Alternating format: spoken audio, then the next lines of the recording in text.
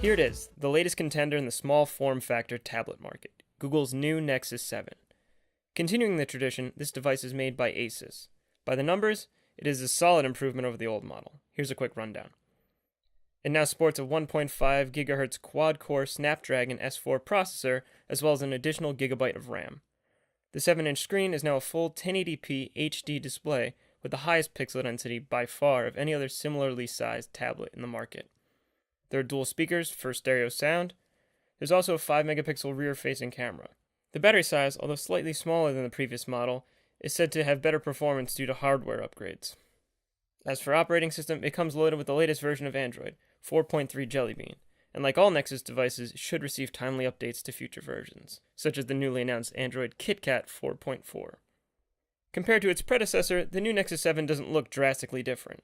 Gone is the soft, textured backing, which has been replaced by a matte plastic material, which still feels good in your hand. The new model is also slightly thinner and lighter. The quality of the new rear camera isn't exactly the best, but the functionality is nice to have. The only physical buttons, a power button and a volume rocker, are in fairly close proximity to one another on the right side of the device. While reading books, I was using the volume rocker to turn pages and found myself accidentally shutting off the screen. Also, the tablet may not fit comfortably in one hand for all users. As I said before, the new display has a very high pixel density. Whether you're watching Netflix, Google Play video content, YouTube content, or streaming over your home network, or even just browsing through the menus, this provides some very impressive visuals. Graphically intensive games also perform well, but as with most mobile games, the controls are slightly cumbersome and restricted by the touchscreen.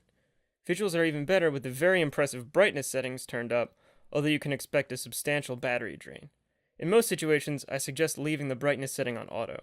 The experience on the device is top-notch. Navigating the menu, switching between applications, everything is smooth and responsive. The substantial updates included in this latest version of Android are few, but one of the notable new features is the ability to have multiple user profiles on the device, allowing you to select which applications and features are available on which profiles. This is a handy feature, especially if the device is used by multiple members of the family or passed around among friends. Should you go out and pick up a new Nexus 7? As a standalone device, it is currently the all-around best in its field. Whether you plan on using it on the go or around the house for reading, web browsing, or watching video, this device does it and does it well. If you're in the market for a small form factor tablet, I highly recommend it.